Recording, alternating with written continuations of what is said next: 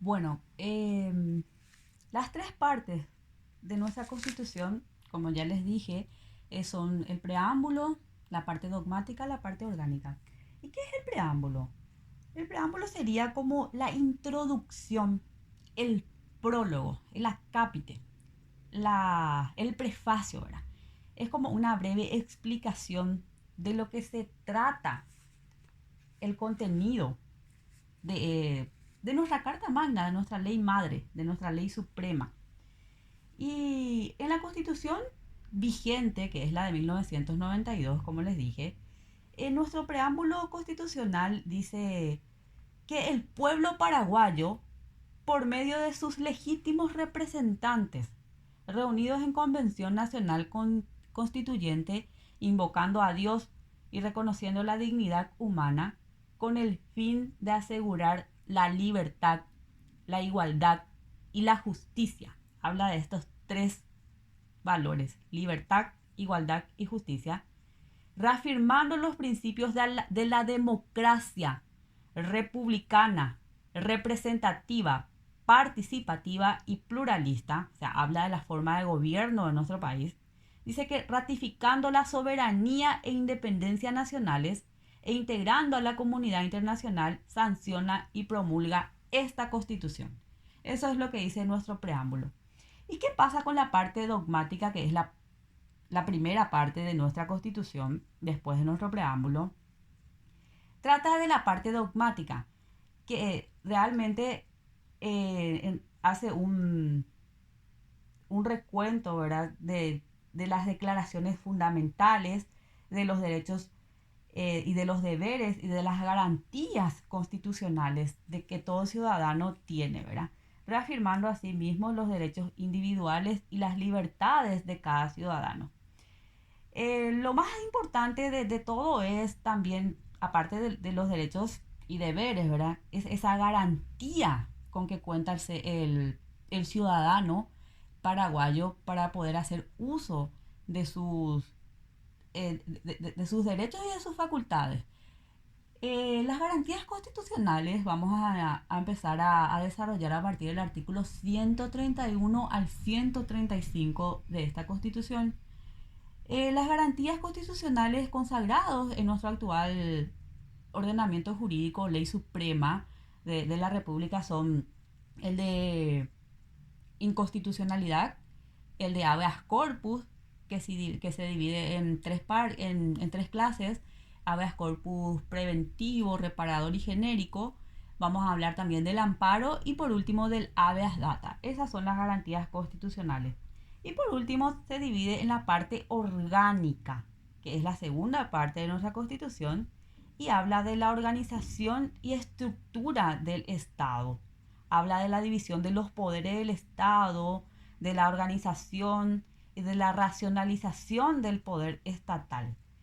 Bueno, básicamente esa es la parte más importante de nuestra Constitución. Claro que vamos a ir desarrollando artículo por artículo, como pide nuestro programa, cada parte que hemos mencionado.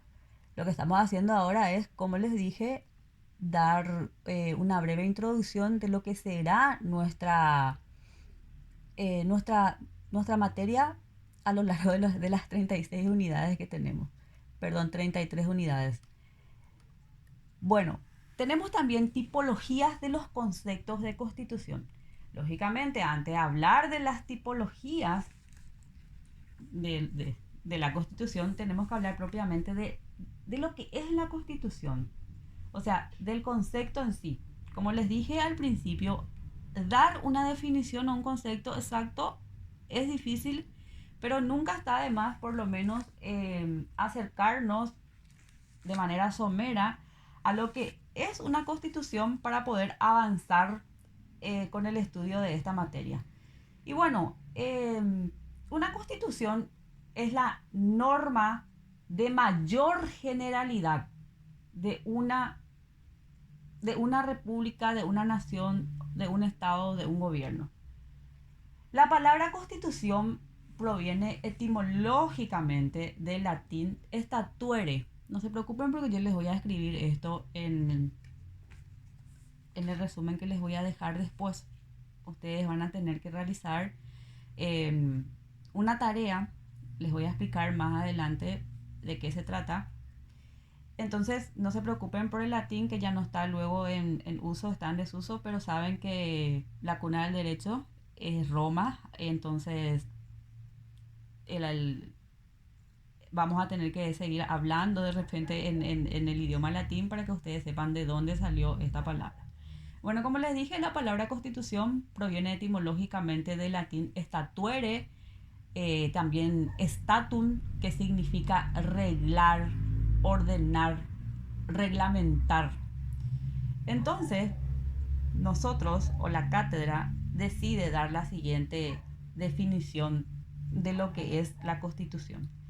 Bueno, la Constitución es el conjunto de normas jurídicas fundamentales. Es decir, de ahí salen todas las normas. eh, es decir, es la base de las demás normas. Es la ley suprema. ¿Por qué? Porque no hay nada por sobre ella. Es un conjunto de normas jurídicas fundamentales, supremas y generales. O sea, no son particulares ni especial. Y es de cumplimiento obligatorio para la totalidad de la población del territorio estatal.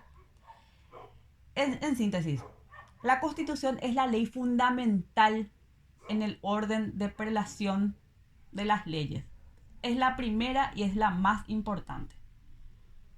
En la pirámide de Kelsen, creo que ustedes ya habrán estudiado, la pirámide de Kelsen es un triángulo en donde en la cúspide está la Constitución Nacional y nuestra propia Constitución en el artículo 137.